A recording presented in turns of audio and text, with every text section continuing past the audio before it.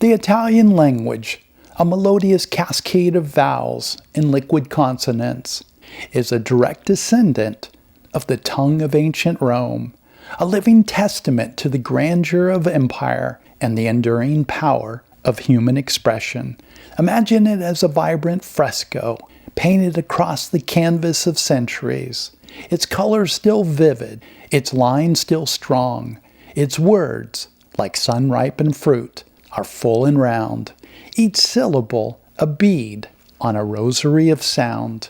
It is a language that embraces the full spectrum of human emotion, from the passionate declarations of love in a moonlit Florentine garden to the boisterous laughter echoing through a Roman cafe.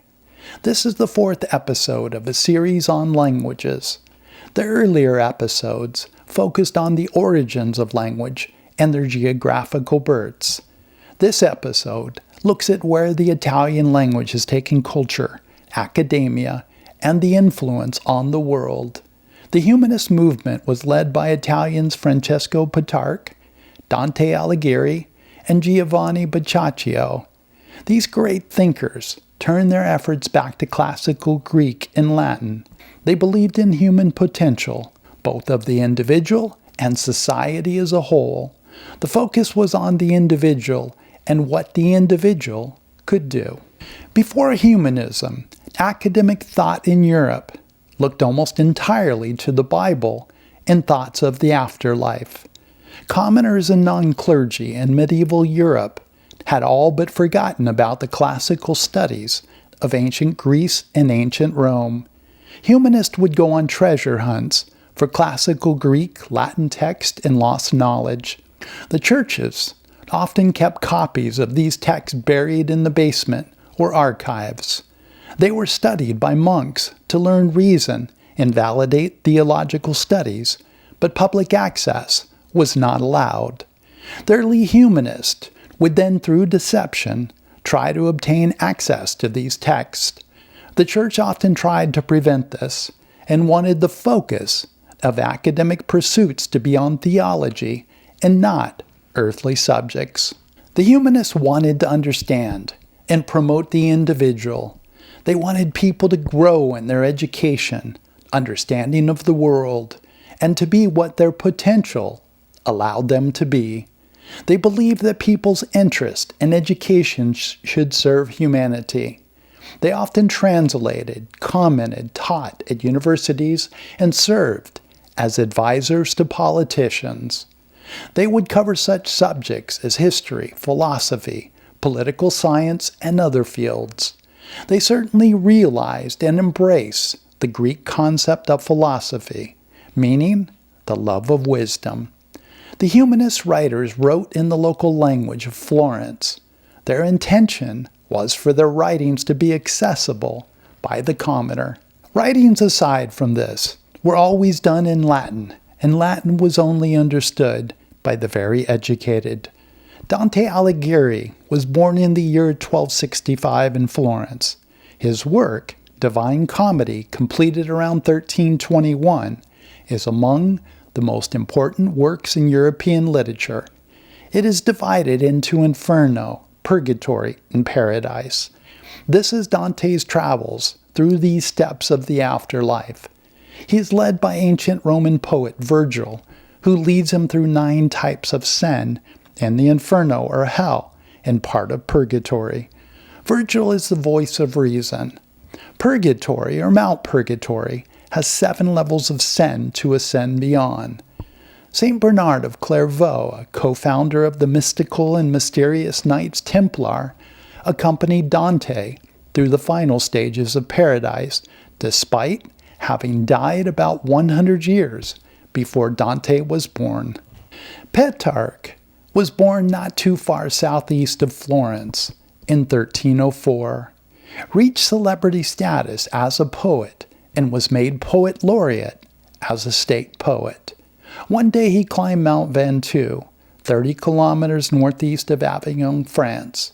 He is then considered the first alpinist of modern times, or the first to climb a mountain for the view. Petrarch was quite impressed by the view he saw, But while there, he took out the 4th, 5th century writing of Confessions, written by Augustine of Hippo. The book opened to the following words, "And men go about to wander at the heights of mountains, the mighty waves of the sea, the wide sweep of rivers, the circuit of the ocean, the revolution of the stars, but themselves they consider not." Petrarch wrote a letter to a friend about his frustration with himself in not seeing himself as Augustine had suggested. The beauty of the soul had been known in ancient times, but the Middle Ages had not seen it that way. Petrarch then dedicated himself to looking inward. It has been said that the Renaissance begins with Petrarch's return to the valley below from Mount Ventoux. He stayed in meditation for the whole climb down, in contemplation of humanity's magnificence. Francesco Petrarch completed his book Africa in 1343, about the Roman army led by General Scipio Africanus and their invasion of Carthage in northern Africa. Not printed until long after Petrarch had died, he would best be known for a poem about a woman that couldn't be had, named Laura. Among his books are Secretum, a trilogy about dialogues of his faith with Augustine, who had been dead, at the time, for nearly 1,000 years.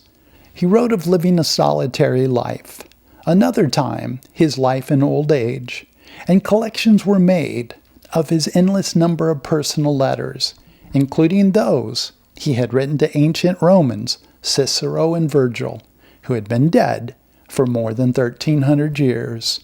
The ancient Romans, Cicero, Virgil, and Seneca, were his literary models. Petrarch is the person who coined the term Dark Ages. Giavanni Boccaccio was born in 1313 in the Republic of Florence. His most important work was Decameron and On Women. Decameron was about a group of 7 women and 3 men who take refuge from the plague. They leave Florence and go into a villa in the countryside. Over the course of 10 days, they tell 100 stories, each of them being responsible for a story a day. Each is given the title of queen or king for one day in which it is their responsibility to create a theme for that night's stories. His work on women covers the stories of 106 of the most well-known women. The women may be real or mythical. Dante, Petrarch, and Giavanni have been known as the 3 crowns of Italy, monumental contributors to humanism and the Renaissance. Petrarch's father was friends with Dante, and Petrarch was good friends with Boccaccio.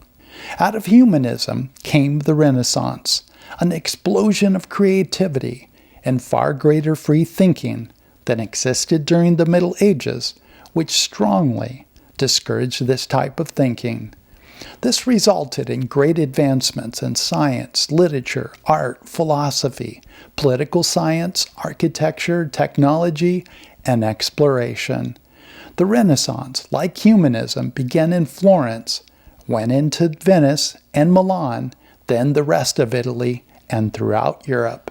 Some of history's creative giants emerged in this time, influenced by this Renaissance mindset. This included Michelangelo, Leonardo da Vinci, Raphael, Galileo Galilei, Niccolo Machiavelli, and many, many others. These names were sponsored by the Medici family. The Medici also sponsored Donatella, Brunelleschi, Botticelli. When Constantinople and the Byzantine Empire fell in 1453, many Byzantium scholars fled and brought ancient texts to the West, particularly Florence. The Florentine Camerata were a group of humanists, musicians, poets, and intellectuals who would meet to discuss and direct the latest artistic trends in late 16th century Florence. Their emphasis was more on music and drama. They were sponsored by Count Giovanni de' Bardi, who was also a humanist, intellectual, composer, writer, and soldier. The group had learned that drama in ancient Greece was presented by singing. The influence of this led to the creation of opera. It also led to the creation of Baroque music. I have some YouTube links of examples of Italian opera and Italian Baroque music below. Jacopo Peri and Jacopo Corsi created what I believe is the first opera in 1597, entitled Daphne. The libretto, the lyrics or story of an opera, was written by Ottavio Rinuccini. It is the story of the god Apollo and a nymph named Daphne.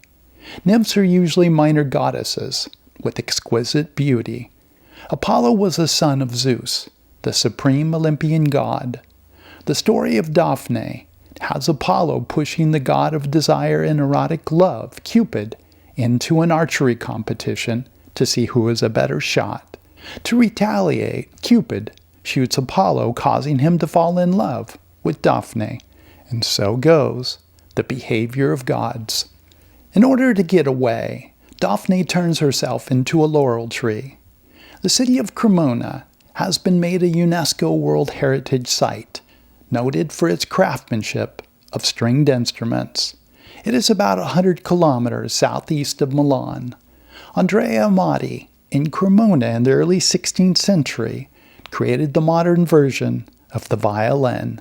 Between 1560 and 1574, Andrea would make 38 instruments for Catherine de' Medici, Queen of France, who bought them for her son Charles IX, who later became King of France. Andrea passed the craft on to his sons. They became well known for this. Andrea's grandson, Niccolo, had at least a dozen accomplished apprentices, including Jacob Stainer, Antonio Stradivari, and Andrea Guarneri. Jacob would make violins played by Mozart, Johann Sebastian Bach, and others. Antonio Stradivari and his family became the makers of the famous Stradivarius violins that were a household name even today. It is estimated that Stradivari made over 1,100 instruments and well over 900 violins. Stradivari and Guarneri families would continue to make their violins in Cremona. Several of these violins have been sold at public auction for between 10 and 20 million US dollars. It is not known what most of the violins have sold for in recent years, as they have been sold privately. Most operas have been written in Italian, but despite its popularity, spread throughout Europe. Opera houses have been made into architectural and artistic marvels. Among the greatest operas are Marriage of Fiago, Don Giovanni, and The Magic Flute in the late 18th century, all written by Mozart. Mozart wrote 22 operas. Italian Giacomo Puccini, around the turn of the 19th-20th century, wrote La Boheme, Madame Butterfly, and Tosca.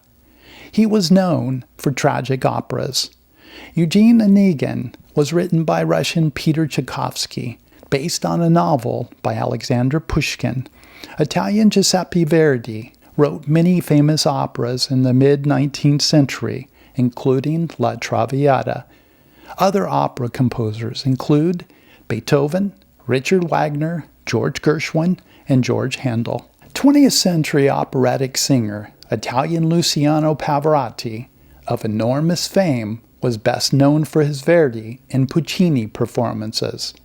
The Italian states were strong during the Renaissance, but Italy as a country didn't exist until 1861, and in its present form until 1871.